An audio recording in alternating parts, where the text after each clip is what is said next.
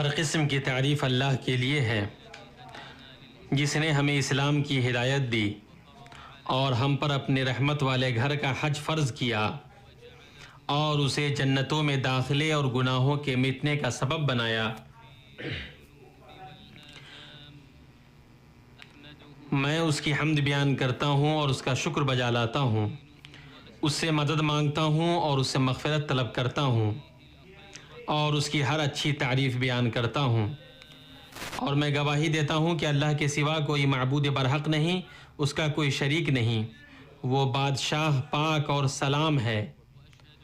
اور میں گواہی دیتا ہوں کہ ہمارے نبی اور حبیب محمد اللہ کے بندے اور اس کے رسول، نماز پڑھنے والوں، زکوٰۃ دینے والوں، حج کرنے والوں اور روزہ رکھنے والوں میں سب سے افضل ہیں۔ آپ پر، آپ کی آل، نشان راہ ائمہ صحابہ پر، تابعین پر اور جو ان کی درست طریقے سے پیروی کریں ان پر جب تک روشنی و تاریکی ایک دوسرے کے پیچھے آئیں درود و سلام اور برکتیں نازل ہوں اور خوب خوب سلامتی ہو۔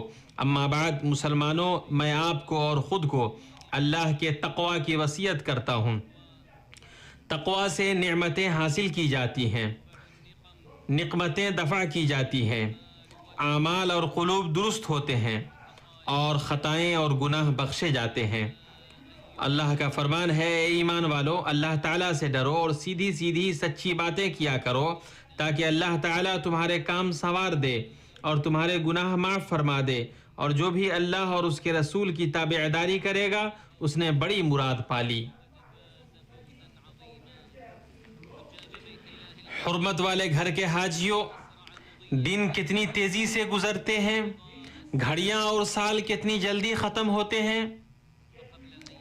دیکھیے کہ ہم چند دن قبل عظیم ترین عبادتوں میں سے ایک عبادت اور اہم اعمال تقرب میں سے ایک عمل تقرب کا انتظار کر رہے تھے۔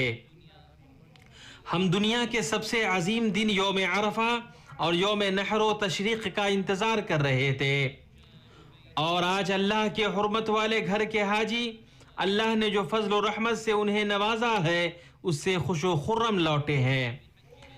تو اے وہ لوگو کہ جنہیں اللہ نے اپنے گھر کے حج سے سرفراز کیا ہے، اللہ پاک نے اپنے مخلوقات میں سے تمہیں چنا ہے۔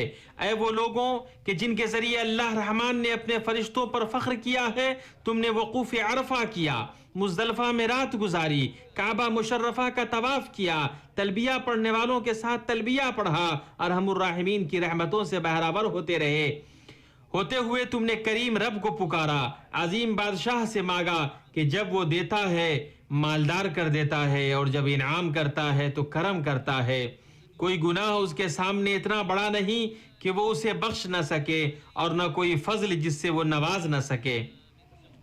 تو کیا ہی روشن راتیں تھی جو تم پر گزری، اور کیا ہی روشن دن تھے جو تم سے ہو کر گزر گئے۔ اللہ کا فرمان ہے، آپ کہہ دیجئے کہ بس لوگوں کو اللہ کے اس انعام اور رحمت پر خوش ہونا چاہیے، وہ اس سے بدرجہ بہتر ہے جس کو وہ جمع کر رہے ہیں۔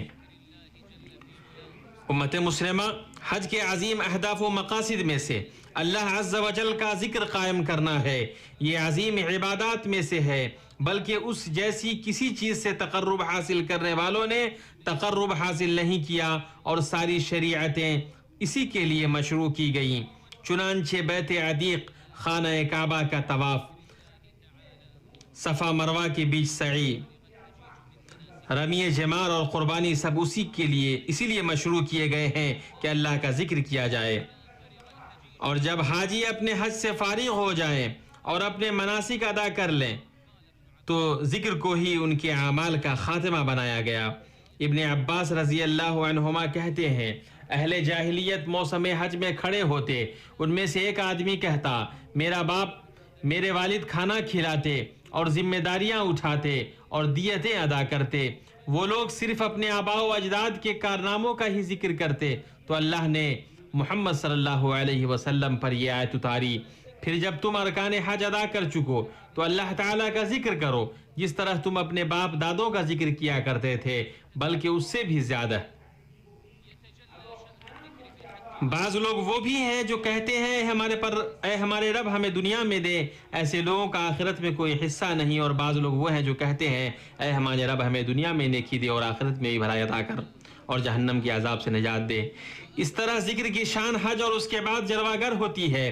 پتہ چلا کہ اسلام میں تمام عبادتیں اللہ کے ذکر کے لیے مشروع کی گئی ہیں، اور ذکر سب سے آسان، سب سے عظیم اور سب سے بڑی عبادت ہے، اور یہ ہر چیز سے بڑی ہے. اللہ کا فرمان ہے بے شک اللہ کا ذکر بہت بڑی چیز ہے، تم جو کچھ کر رہے ہو اس سے اللہ خبردار ہے.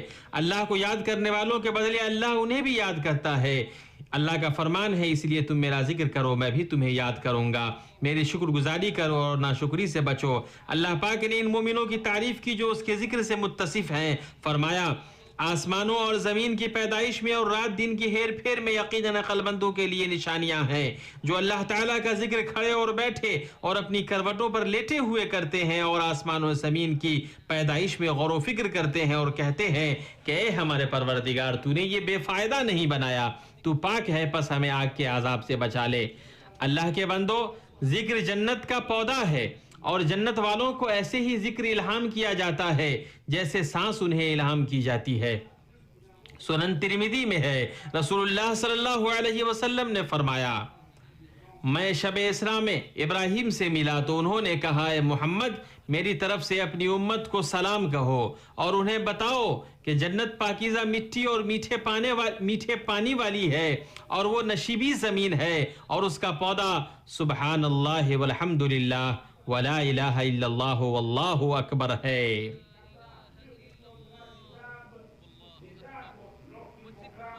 ذکر نبی صلی اللہ علیہ وسلم کی اپنے صحابہ سے وصیت ہے. سنن ترمذی میں ہے ایک آدمی نے کہا اے اللہ کے رسول مجھ پر اسلام کے احکام بہت زیادہ ہو گئے ہیں، مجھے کسی ایسی چیز کا پتہ بتائیے جس کو میں ٹھیک سے پکڑ لوں. آپ صلی اللہ علیہ وسلم نے فرمایا تمہاری زبان اللہ کے ذکر سے تر رہے. اور آپ صلی اللہ علیہ وسلم نے معاذ کے ہاتھ کو پکڑا اور کہا اے معاذ اللہ کی قسم میں تم سے محبت کرتا ہوں، اللہ کی قسم میں تم سے محبت کرتا ہوں اے معاذ، میں تمہیں وصیت کرتا ہوں کہ ہر نماز کے بعد یہ کہنا نہ بھولنا اللہم اعنی علی ذکرک و شکرک و حسن عبادتک. اسے ابو داؤد نے روایت کیا ہے. جو شخص کتاب و سنت کی نصوص میں غور کرے گا وہ اللہ کے ذکر میں سارا خیر پائے گا. اللہ کا ذکر فکر و غم کو مٹاتا ہے، رزق خوشی اور مسرت کا سبب بنتا ہے، ذکر کرنے والے کو ہیبت اور تازگی سے نوازتا ہے. اللہ کا فرمان ہے جو لوگ ایمان لائے ان کے دل اللہ کے ذکر سے اطمینان حاصل کرتے ہیں. یاد رکھو اللہ کے نزدیک سے ہی دلوں کو تسلی حاصل ہوتی ہے. سنن ترمذی میں ہے آپ صلی اللہ علیہ وسلم نے فرمایا کیا ہم تمہیں تمہارے سب سے اچھے اعمال اور تمہارے بادشاہ کے نزدیک سب سے پاکیزہ، تمہارے درجات میں سب سے بلند، تمہارے لیے سونا چاندی خرچ کرنے سے بہتر اور تمہارے لیے اس سے بہتر کہ تم اپنے دشمنوں سے ملو تو تم ان کی گردن مارو اور وہ تمہاری گردن مارے، اس کی خبر نہ دوں؟ انہوں نے کہا کیوں نہیں؟ آپ صلی اللہ علیہ وسلم نے فرمایا اللہ تعالیٰ کا ذکر. قرآن کے بعد سب سے افضل ذکر سبحان اللہ والحمد للہ ولا الہ الا اللہ واللہ اکبر ہے، اور یہی باقیات صالحات ہے. اور جس نے ایک دن میں 100 مرتبہ سبحان اللہ و بحمدہ کہا تو اس کے گناہ مٹا دیے جائیں گے، ہر چند کے اس کے گناہ سمندر کے جھاگ کے مانند ہو. اور لا حول ولا قوت الا باللہ جنت کے خزانوں میں سے ایک خزانہ ہے. اور صحیح بخاری میں ہے 2 کلمے رحمان کو پسند ہیں، زبان پر آسان ہیں اور میزان میں بھاری ہیں، اور یہ دونوں کلمے ہیں سبحان اللہ و بحمدہ سبحان اللہ العظیم. اور جو اللہ کے ذکر سے اعراض کرے گا اللہ اس سے اعراض کرے گا، اور بندہ جس قدر اللہ کے ذکر سے غفلت برتے گا اتنا ہی اللہ سے دور ہوگا. اور اللہ کے ذکر سے غافل شخص اور اللہ کے درمیان ایک وحشت ہوتی ہے جو اللہ کے ذکر سے ہی ختم ہو سکتی ہے. اللہ نے سچ کہا ہے اور ہاں جو میری یاد سے روگردانی کرے گا اس کی زندگی تنگی میں رہے گی، اور ہم اسے بروز قیامت اندھا کر کے اٹھائیں گے۔ وہ کہے گا کہ الہی مجھے تو نے اندھا بنا کر کیوں اٹھایا، حالانکہ میں تو دیکھتا بھالتا تھا۔ جواب ملے گا اسی طرح ہونا چاہیے تھا، تو میری آئی ہوئی آیتوں کو بھول گیا تو آج تو بھی بھلا دیا جاتا ہے۔ اے اللہ تم ہمیں اپنا شکر گزار بنا، اپنا ذکر کرنے والا بنا، اپنے آگے آہو گریہ ساری کرنے والا بنا، اپنے آگے جھکنے والا بنا۔ اے اللہ ہمیں ایمان کی زینت سے مزین کر، ہمیں ہدایت یافتہ اور راہ دکھانے والا بنا۔ اعوذ باللہ من الشیطان الرجیم۔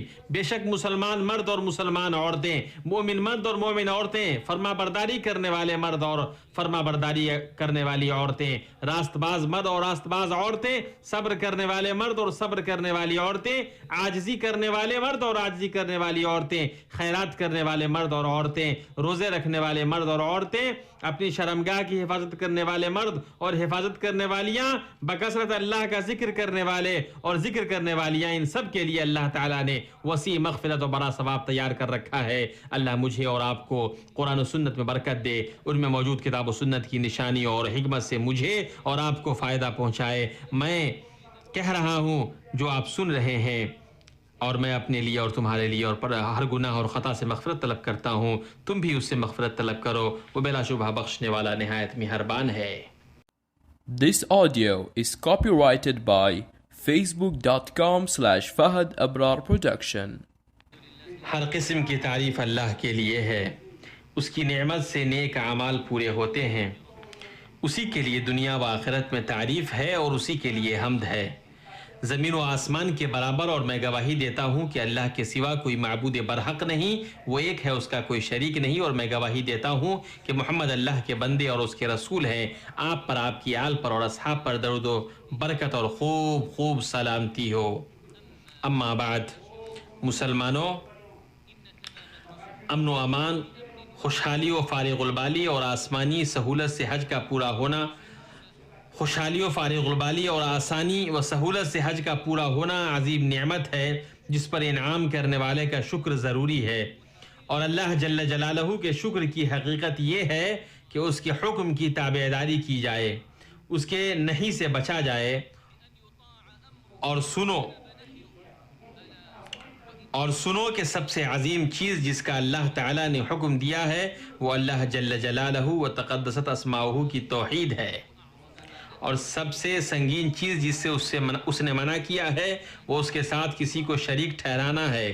اللہ کا فرمان ہے، آپ فرما دیجئے کہ بالیقین میری نماز اور میری ساری عبادت اور میرا جینا اور میرا مرنا یہ سب خالص اللہ ہی کا ہے، جو سارے جہان کا مالک ہے، اس کا کوئی شریک نہیں، اور مجھ کو اس کا حکم ہوا ہے اور میں سب ماننے والوں میں سے پہلا ہوں۔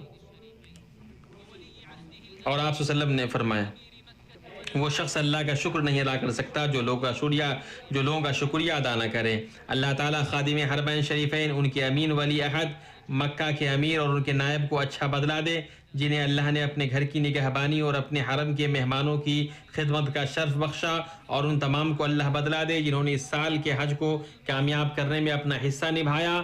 ہم سیکورٹی کے افراد اور اپنی سرحدوں پر تعینات جوانوں کے لیے بطور خاص دعا کرتے ہیں کہ اللہ ان کے اعمال قبول کرے، ان پر جو زیادتی کرے ان کے بالمقابل ان کی مدد کرے اور ان کی حفاظت کرے اور ان کا نشانہ درست کرے اور انہیں اجر و ثواب سے نوازے۔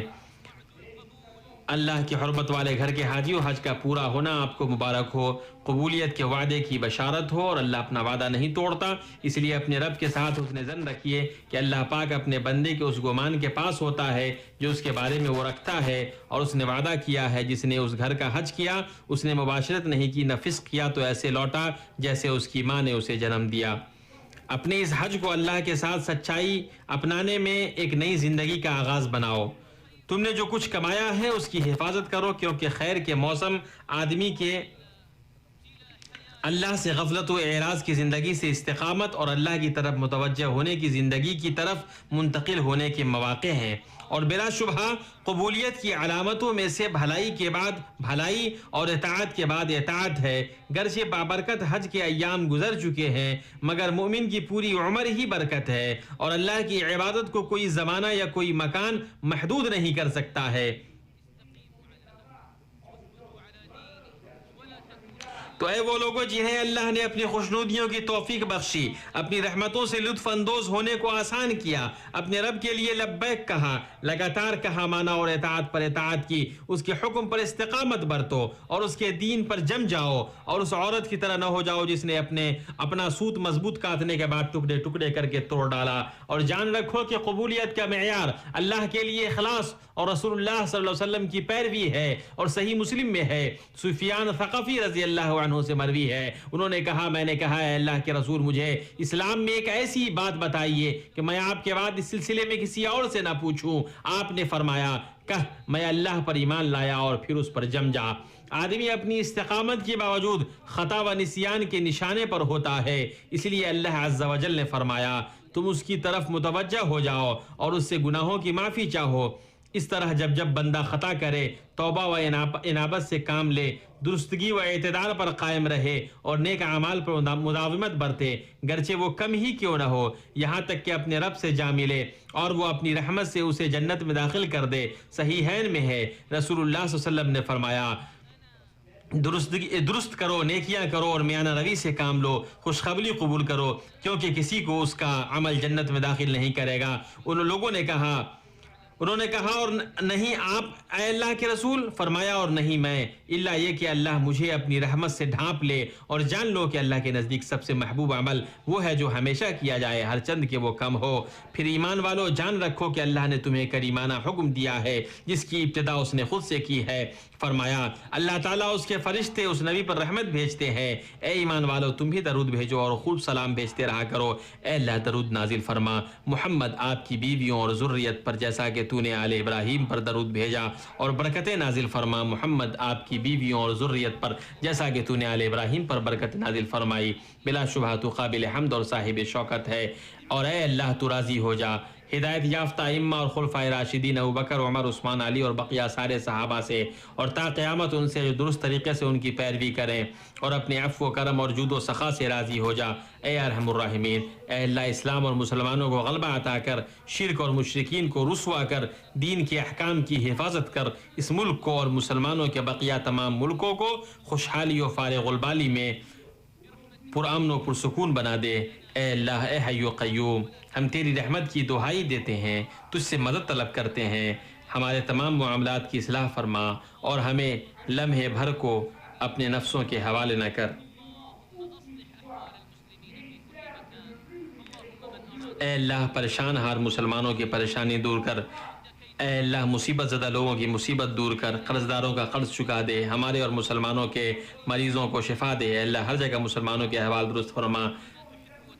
اے اللہ جو ہمارے اور ہمارے ملک کا برا چاہے تو اسے اس کے نفس میں الجھا دے، اس کے قید و مکر کو اس کی گردن سے لوٹا دے اور مصیبت اس پر مسلط کر دے۔ اے اللہ ہمارے فرما روا خادم حرمین شریفین کو اپنے محبوب پسندیدہ کام کی توفیق بخش، تو انہیں بھلائی و تقوی کی راہ پر لگا۔